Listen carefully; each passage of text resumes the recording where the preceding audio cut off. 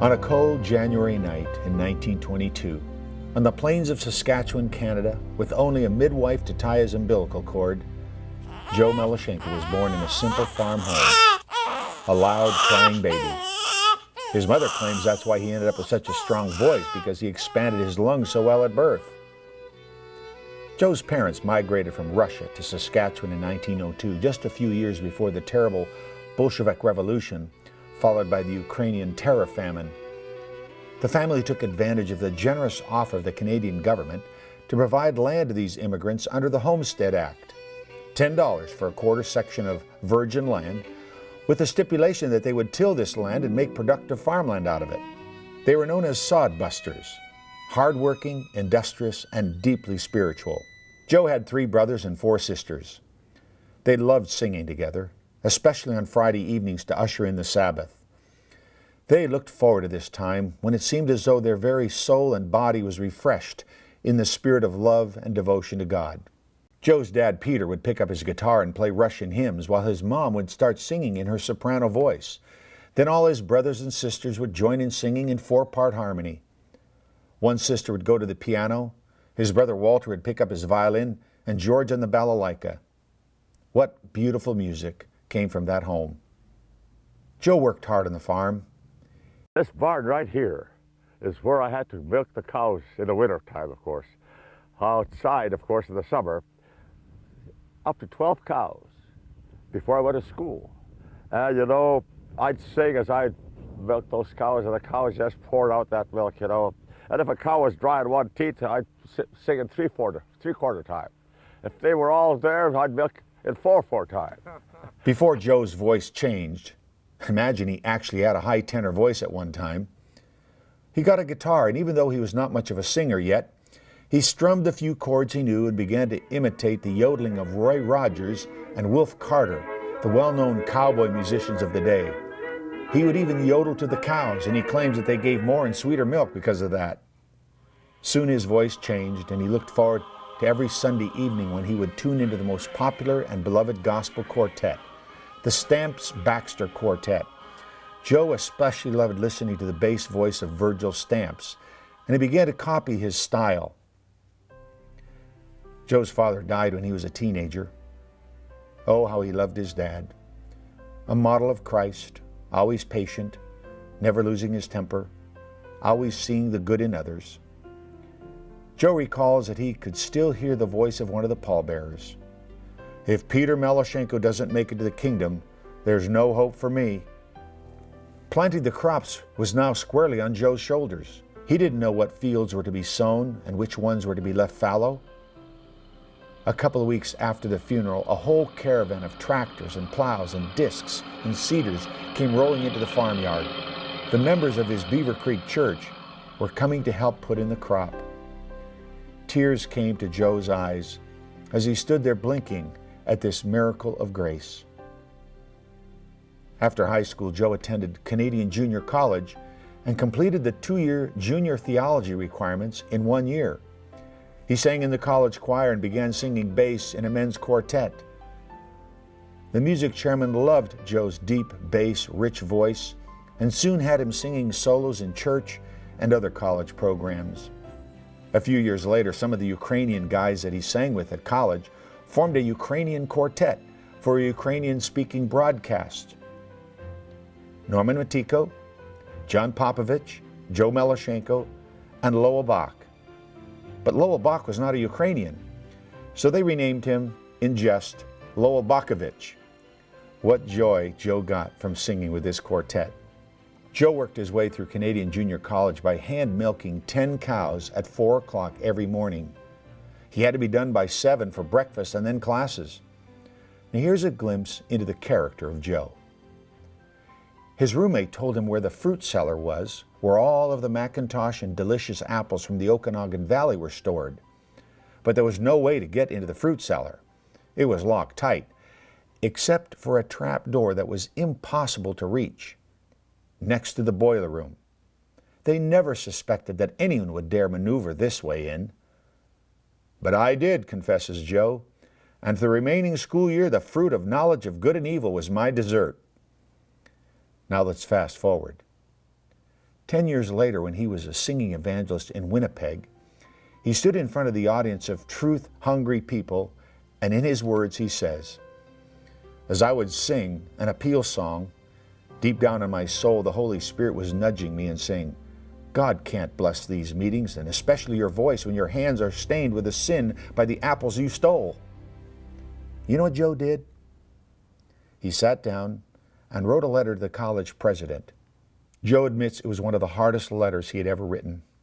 And calculating how many bushels of apples he had eaten and the price they were worth, plus interest, he sent a check along with the letter asking for forgiveness.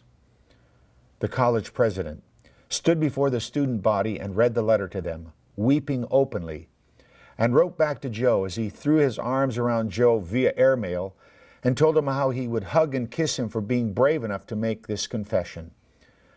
Joe reflects, "Oh, what a load of guilt and shame came off of my heart, and I promised God I would exalt His name and His abundant grace and extend it to others for the rest of my life."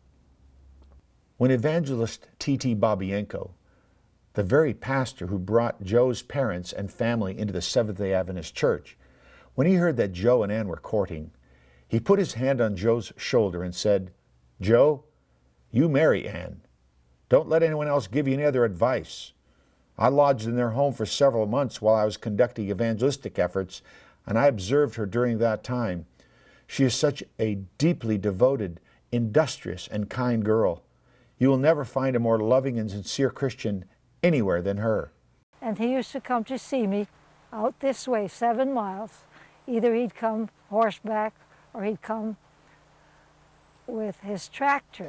And the rest is the Melashenko version of the love story. And it was right here in 1945 when we walked out of this church as husband and wife. And what a wonderful time we had. That's wonderful. But you don't know what happened before 1945. I sat in the choir in the bass section, and you were right in front of me in the alto section. And we sang in Russian, of course. And I had my eye on you because I thought, there's the lady that I think would really harmonize well with me. And you did. We had a wonderful time together, singing together. And this is where we were married. Yes. During the 1940s, the Associated Canadian Travelers, a benevolent, talent-seeking organization in Canada, was traveling in Saskatchewan scouting for talent to be featured on their weekly radio program, which was similar to Ted Mack's Amateur Hour. The radio station in Saskatoon, CFQC, invited Joe to be a part of this fundraising radiothon to raise money to prevent tuberculosis. Musicians were given only one slot to perform one song. After Joe's rendition of "Deep Down in My Heart,"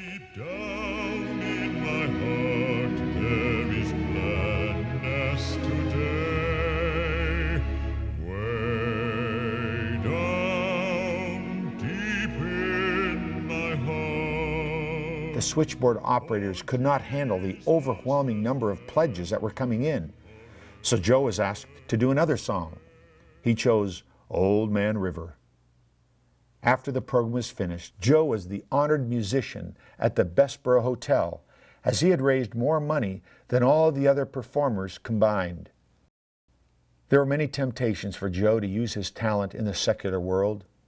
Many record company executives wanted to ink a contract with this new celebrity from the farmlands of Saskatchewan. But Joe knew that his gift was from God, and he was going to use it to glorify Him. After World War II, teachers were scarce. The Canadian Department of Education offered provisional teacher's certificates to anyone who would go through a 6-week teacher's training program during the summer, providing the person would attend additional classes during the succeeding summers until they obtained a permanent teacher's certificate. Joe went through this 6-week course, and he accepted the challenge, and his first salary job was a teaching position in a small one-room country school in Meota, about 50 miles north of their homestead, for a whopping salary of $1,300 a year. But there was one condition. The advertisement in the paper said, "Do not apply unless you are a good disciplinarian." He discovered why this tagline was in the ad because a few days into the school year, a 6th grade boy was disturbing the class, not doing his assignments, bothering the other students. Joe spoke sternly to him, and in his deep bass voice, the boy jumped out of his seat, exited the classroom through the window, and ran for home. Joe quickly asked the students to continue their work while he ran outside, down the road, caught up with the boy and brought him to the ground, and right there he applied the Board of Education to the seat of knowledge, and I can tell you Joe had no more problems the rest of that year. Soon afterwards, he assisted in a series of meetings in Regina, where Joe and Ann's firstborn son, Lonnie, came into the world. Things did not go as well there as he had hoped, so Joe and Ann moved back to the farm and took up a teaching position in the same school in Myoto where they wanted this strong disciplinarian. Oh, how they loved him there. The next summer, Joe was asked to be the music chairman for the annual conference camp meeting in Saskatoon. Joe was asked to sing a solo every night. The visiting guests that year were none other than HMS Richards and the King's Heralds Quartet. The King's Heralds came up to him after the first meeting, after they'd heard him sing a solo. I have heard of a land on a faraway strand, In his deep, rich bass voice, and asked him, "Hey Joe, how about coming to our hotel room where we're staying? We could do a little barber shopping." For you see, the King's Heralds were looking for a bass singer to replace Ray Turner, who was going to the mission field. What? Me? Sing with this famous quartet, Joe thought? 2 months later, Joe and Ann found themselves moving with their growing family to Glendale, California, to take up this exciting music ministry with the Voice of Prophecy. Joe and Ann had 2 boys now, Lonnie and Jody, and Ann was expecting her 3rd boy, Dallas, in a few months. Oh, how Joe loved singing with this quartet. It was a dream come true. They would spend many hours during the week rehearsing in preparation for the live Sunday broadcast in the Mutual Studios in Hollywood. 2 broadcasts each Sunday, one at 5 a.m. for the East Coast feed and one at 8 a.m. for the West Coast feed. Joe recalls how one Sunday they were running late for the studio. Their driver, Jerry Dill, was speeding and got pulled over by a motorcycle cop. Pleading, Jerry Dill told the officer that they were a singing group and were running late for a live radio program. "Sure," the cop replied. "This town is full of you Hollywood types, trying to pull a fast one over me, eh?"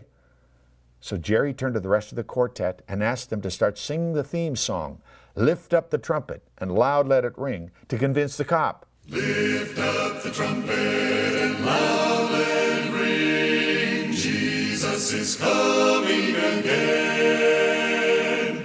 Cheer up, ye pilgrims, be joyful and sing.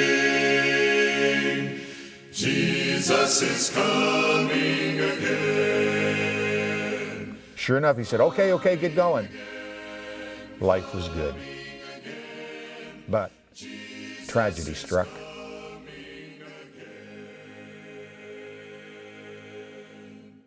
Joe began noticing his singing becoming more and more difficult. It was hard for him to stay on pitch and sustain a note. He would have to see a specialist.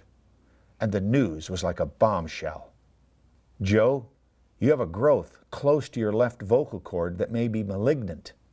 We have to perform surgery. It may do permanent damage to your voice. But even if successful, you will not be able to speak or sing for several months." What? This was the end of a journey that seemed to have so much promise. In Joe's own words, he recalls, "Thank God for my dear wife. She was the rock of Gibraltar as she upheld my spirit. I would come into the bedroom unexpectedly and find her on her knees, pouring out her heart in tears to the one she knew would keep us through the days ahead." For weeks after the surgery, Joe had to go around with a pad and pencil and communicate with Ann. He laughs when he tells that Ann would grab the pencil and pad and write back to him. Joe would write, "You can talk to me. My ears are fine." Well, the King's Heralds had to find a replacement immediately, as there were no tape recorders and no library of songs to dub in that day. So Jerry Dill moved from baritone to bass. Wayne Hooper joined the quartet with Bob Edwards and Bob Seamont, who sang together for 15 years. Oh, how Joe wanted to be a part of that legacy. Joe was assigned to be the director of the Daniel and Revelation Bible School, but he was not a paper pusher. He was a singer. Every time the quartet sang, Ann would cry, "Joe, you belong there," and they would both weep together. Joe recalls, "Discouragement set in, and like Naomi of old, I cried. The Lord brought me here full and has now left me empty." Those were the darkest and most trying days of their married life. Discouraged, empty, and even bitter, Joe announced to Ann, "We're moving back to Canada. I'm going to teach." I can still see the anguish and fear that came over Ann's face, Joe recalls. "Joe, you have a good position here. You have a good salary," she said. But a few months later, Joe packed up his little station wagon and moved back to teach at a school in Rosthern, north of Saskatoon. Eugene was born there, and as Providence would have it, Joe's voice became stronger and stronger. Before long, he was singing again, and his voice seemed to be better than ever. Bless this house, O Lord, we pray. Make it safe by night and day. A teaching position opened up in Wilson Lake, 10 miles from the old homestead. This is where Rudy was born. Then the next year, the very school located less than a mile from the homestead where Joe's mom still lived had a position open for a teacher. So now Joe was going back home. With 5 boys, he'd have built-in hired hands to farm the 3/4 of wheat fields. Lonnie was already learning how to drive a tractor and other farm machinery at 9 years of age. This would be a great life for his boys, away from the distractions of the city life. Teaching during the day and farming after school and during the summer when the sun went down at 10 or 11 o'clock at night. What a life. But when Joe would go to church, so many of the church members would say to him, "Joe, you need to be in the Lord's work. Let someone else farm. You need to tend to a more important harvest." Joe found himself praying to God, "Lord, if you have a place for me in your vineyard as a singer or an evangelist, I'll be willing to go." And then doubts overwhelmed him. "No, Joe, this could never happen. Look at your track record. No conference will hire you. You've run away from the Lord's work several times already. You're almost 35 years of age. Conferences would much rather spend their energy and finances on younger interns. Besides, you've not even been a faithful steward with the Lord's money that He has blessed you with."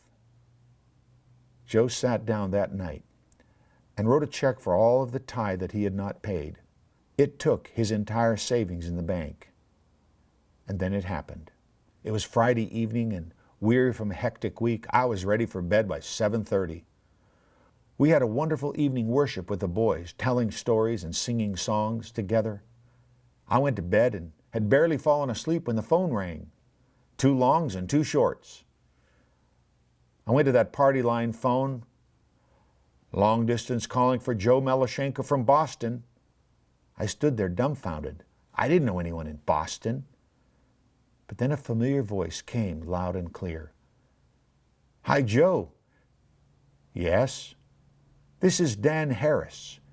Remember me from the Alberta camp meeting 6 years ago?" Yes, Joe remembered this evangelist from India who told him that when he returned to the United States, he was going to call him.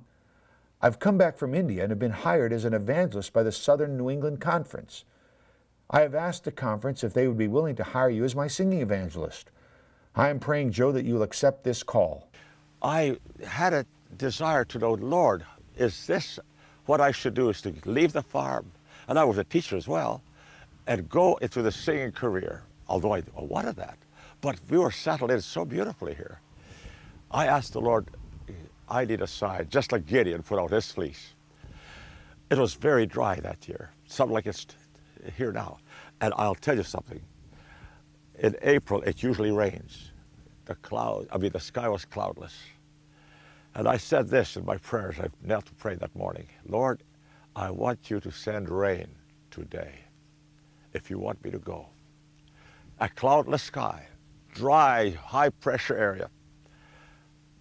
About 2 o'clock in the afternoon, while I'm in the school, putting something on the assignment on the board, it got overcast, began to rain for about 10 minutes, and then it stopped.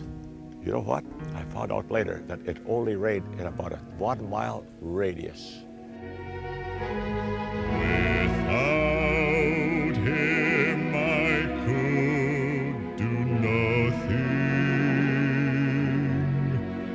Without him I'd surely fail. Without him I would be drifting like a ship without a sail. From there, God used Joe and Ann and his family to bless audiences all over the world. They served for 3 years in the islands of Bermuda, where Joe was a singing evangelist for George Vandeman. And then they stayed on to pastor the little church in St. George's.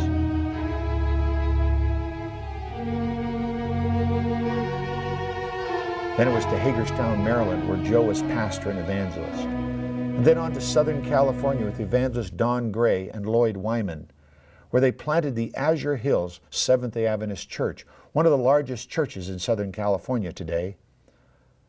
While the 5 sons were in high school, Joe settled down and pastored the little church in Rialto, where membership grew from 65 to nearly 250 as a direct result of Joe and Ann's winsome ways with people. Everyone within Joe's reach was a recipient of one of his famous bear hugs. Then the voice of prophecy called him again, this time to travel throughout the United States and Canada as an evangelist. Joe and Ann also spent time in Russia and the Philippines conducting evangelistic efforts. His last 4 years of employment came as an evangelist for the Central California Conference. In 1987, he retired and served as an interim pastor in Hawaii for a couple of years. In 1990, he and Ann moved to Paradise, where they spent their remaining years. Joe and Ann were so thankful and proud when their oldest son, Lonnie, became the speaker-director for the Voice of Prophecy. King of all kings, in pity and love, took me under his wings. The radio ministry that Joe loved so dearly. And oh, how Joe loved to be a part of the family reunion concerts with 3 generations of his family with him. About tomorrow, I just live from day to These day. concerts have been such an inspiration and have lifted up hearts around the world. After Ann's death in 2009, Joe spent his last years living in Paradise with his youngest son, Rudy, who has been his full-time caregiver. Joe leaves to mourn his 5 sons, daughters-in-law, 9 grandchildren, who are all here today, and 13 great-grandchildren. As children of God, we do not have to say goodbye, Joe. But Joe, we will see you in the morning. Rest in peace.